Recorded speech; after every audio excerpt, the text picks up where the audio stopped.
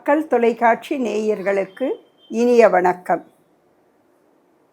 தெய்வீக கீர்த்தனையில் இன்று நாம் பார்க்க போவது திருமூலரின் திருமந்திரம் 50வது பாடல்.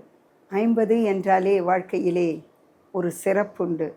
நாம் 50 பாடல்களை பாடிவிட்டோம் என்று நினைக்கின்ற பொழுது திருமூலரின் திருவடிகளுக்கு ஒரு வந்தனம் வைத்து கொண்டால் சிறப்பாக இருக்கும் அல்லவா? ஆகா, 50 பாடல்களை கேட்டவர்கள் உள்ளத்தில் எத்தனை இன்பங்கள் பெருகி இருக்கும்.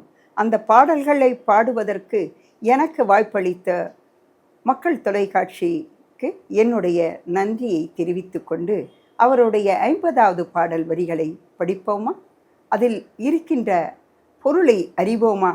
இதோ அந்த வரிகள் வந்து கொண்டு இருக்கின்றன. சுடுவன் செஞ்சிடை வைப்பன் பிரான் என்று பாடுவன் மலர் தூவி பணிந்து நின்று ஆடுவான் ஆடி அமரர் பிரான் என்று நாடுவன் நான் இன்று அறிவது தானே. சுடுவன் செஞ்சிடை வைப்பன் பிரான் என்று பாடுவன் பன்மலர் தூவி பணிந்து நின்று ஆடுவான் ஆடி அமரர் பிரான் என்று நாடுவன் நான் இன்று அறிவது தானே. சுடுவன், பாடுவன், ஆடுவன் அப்படியெல்லாம் வரிசையாக ஒரு 4 வரியை சொல்லிட்டு வராரு. இந்த சிவபெருமானினுடைய பெருமைகளை எல்லாம் பாட வேண்டும். அதுதான் இந்த நிலை. அதில் வைப்பர் அப்படின்னு சொல்லுவார். யார் வைப்பர் அப்படின்னா, சிவன் சுடுகாட்டிலே இருக்கக்கூடிய இந்த சிவபெருமானை எப்பொழுதுமே அவர் நாமத்தை சொல்லிக்கொண்டே இருப்பார்கள் பக்தர்கள். ஒரு சாரர். அடுத்த சாரர் என்ன செய்வார்னா, அவருடைய திருவடிகளுக்கு பாடுவன் பாடுவது. அது என்ன? பன்மலர் தூவி. பன்மலர்னா பலவிதமான மலர்களை தூவி இறைவனுடைய திருவடிகளை வணங்குவார்கள். நாகலிங்க மரம் என்று ஒரு மரம் இருக்கு. அந்த மலர் அப்படி பூத்து இருக்கும் பொழுது அதில் பார்த்தீங்கன்னா சிவபெருமானினுடைய ஒரு அடையாளம் சின்னமானது தெரியும். அப்படியே விரிஞ்சு இருக்கும். அது மேலே நாகலிங்கம் சொல்லக்கூடிய 5 தலை பாம்பு அப்படியே படம் எடுத்து இப்படி இருக்கும். இங்கே சிவன் இருக்காருன்னா இப்படி இருக்கும். இந்த மாதிரி பார்க்கும் பொழுது அந்த மலர் பார்த்திங்கன்னா ரொம்ப அழகாகவும் இருக்கும், வாசனையாகவும் இருக்கும். அத்தகைய மலர் இறைவன் இயற்கையாகவே படைத்திருக்கிறார். இறைவன் இருக்கானான்னா அந்த சின்னத்தை ஏன் மலரில் கொண்டு வந்து வைக்கணும்? அது அத்தனைய ஒரு சிறப்புடைய மலர் தான் நாகலிங்க பூன்னு சொல்லுவோம். அது தேவலோகத்து பூ கூட சொல்லுவாங்க. அது கதைகள் எல்லாம் சொல்லுவாங்க. இந்திரலோகத்தில் போய் அந்த தேவ மலர் இருக்கும், அதை பறித்து கொண்டு வந்தால் உன்னுடைய வாழ்க்கை சிறப்பாக இருக்கும். இப்படியெல்லாம் கதைகள் உண்டு. அந்த காலத்து கதைகளெல்லாம் பார்த்தோம்னா அந்த மாதிரி இந்த ஒரு மலர்களை கொண்டு தூவி இறைவனை வணங்க வேண்டும். அடுத்தது பார்த்திங்கன்னா பஜனைகள் செய்வார்கள். அதுவும் விஷ்ணு பஜனைகள் சொல்லும்போது பார்த்திங்கன்னா அவங்க ஆடி ஆடி பாடி அப்படியே தளர்ந்து போயிடுவாங்க. அந்த கையில் ஒரு கட்டை எடுத்துக்கிட்டு ஆடும் பொழுது, அந்த பஜனைகள் செய்து வரும்பொழுது அந்த உடலும் உள்ளமும் அந்த கால்களும் கைகளும் எல்லாமே ஆடும். அதை பஜனைன்னு சொல்லுவோம். ஆனால் இங்கே சிவபெருமானிடத்திலும் அவருடைய கட்டையை வச்சுக்கிட்டு அவங்கள்தான் பாடுவாங்க. இப்போ அடியார்கள்லாம் ஓதுவார்கள். அடியார்கள்லாம் அந்த தேவாரம் திருவாசகமெல்லாம் படிக்கும் பொழுது அந்த சங்கை எடுத்து ஊதுவாங்க. ஒரு பாடல்கள், ஒரு 10 பாடல்கள், ஒரு 50 பாடல், 100 பாடல் முடிந்த உடனே சங்கை ஊதி இறைவனுக்கு நாங்கள் பாடிட்டோம், அருளை கொடு அப்படின்னு கேட்பாங்க. அவர்களுடைய அடியார்களுடைய பாடல்களை ரொம்ப சிறப்பாக இருக்கும். அதெல்லாம் பாடிட்ட பிறகு என்ன பண்ணாங்க, ஒரு ஊஞ்சல் மாதிரி ஒரு புடவை புது புடவையை போடுவாங்க. அப்போ அவரவர்கள் கழுத்தில் அணிந்து கொண்டு இருக்கின்ற அந்த சொல்லுவோம் ருத்ராட்சம் மாலை, அதை எடுத்து போடுவாங்க. அவரவர்கள் வணங்கியது என்னென்ன இப்போது அடியார்கள்லாம் இருக்காங்களோ அவரவர்களுடைய பொருள்களை அந்த ஊஞ்சலில் போட்டு அந்த நாமத்தை சொல்லி அந்த ஊஞ்சலை ஆட்டுவார்கள். அது எவ்வளோ பெரிய அழகு தெரியுமா? அழகு மட்டுமல்ல, புண்ணியம். அதை பார்த்தாலே புண்ணியம், அதை கேட்டாலே புண்ணியம். அப்படி பாடியும் ஆடியும் மலர்களை தூவியும் இறைவனை வணங்குகிறார்கள் அடியார்கள். அப்படியெல்லாம் வணங்கும் பொழுது அவர்களுக்கு இறைவனானவன் காட்சி கொடுக்கின்றார். சரி, இது சிவபெருமானினுடைய பெருமைகளே. ஆனால் நம்ம ஒரு குட்டி கதை சொன்னாதானே அந்த பாட்டுக்கு ரொம்ப நல்லா இருக்கும்.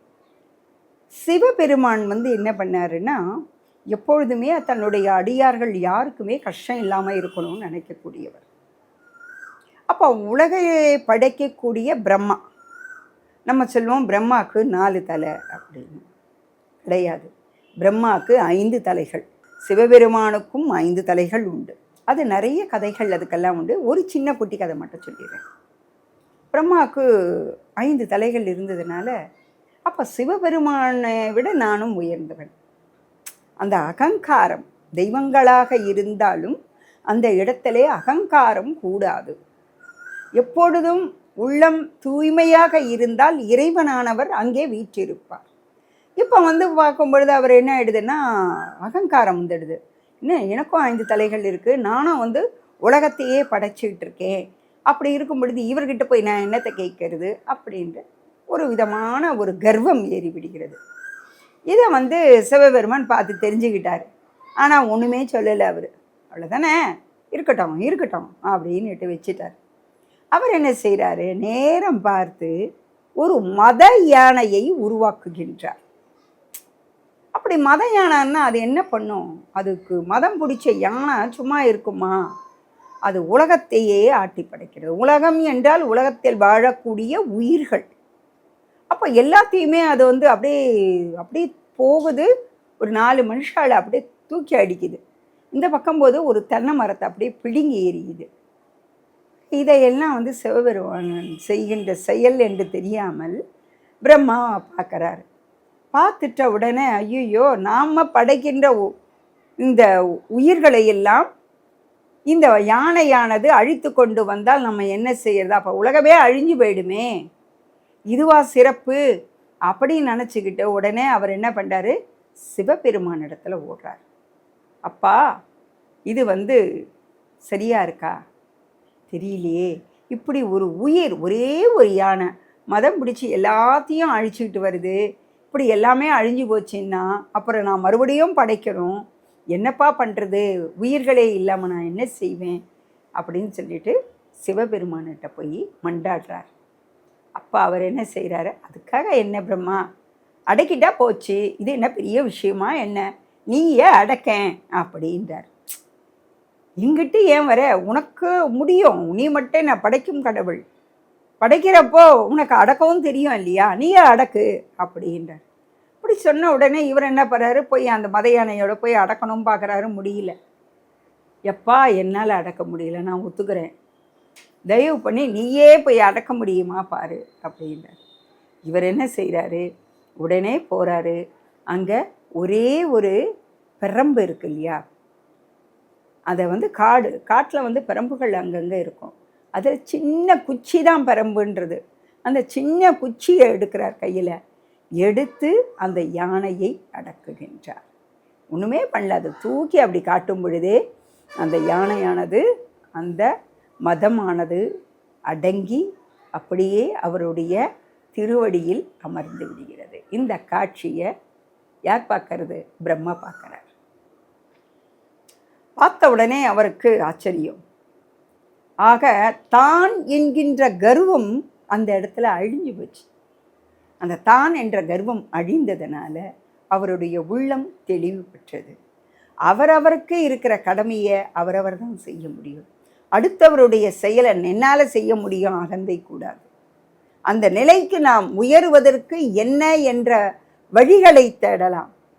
அவ்வாறுதான் சிவபெருமானினுடைய பெருமைகளை உணர்த்த இந்த பாடலில் திருமூலர் அழகான வரிகளை வைத்து மனிதனுடைய ஆணவம் அகன்று முக்தி அடைவதற்கு திருவடிகளை பற்றினால், எப்பொழுது மலர் தூவுவதோ, அவருடைய திருவடிகளை எடுத்து சென்னியில் வைத்து கொண்டு, சென்னி என்றால் தலையில் வைத்து கொண்டு ஆடுவதோ பாடுவதோ மலர்களை தூவுவதோ முக்கியமல்ல, உன்னுடைய உள்ளத்திலே நான் இருக்கிறேனா, என்னை நித்தமும் நீ நினைக்கின்றாயா என்பதுதான் முக்கியம் என கூறி இந்த பாடல் மூலமாக மனிதர்கள் எப்படி வாழ வேண்டும், அகந்தையை எப்படி அழித்து கொண்டு நிர்மூலமாக இருக்க வேண்டும் என்பதனை எடுத்துரைத்திருக்கிறார். இங்கே வாய்ப்பளித்த மக்கள் தொலைக்காட்சிக்கு என்னுடைய நன்றியையும் வணக்கத்தையும் தெரிவித்துக் கொள்கிறேன்.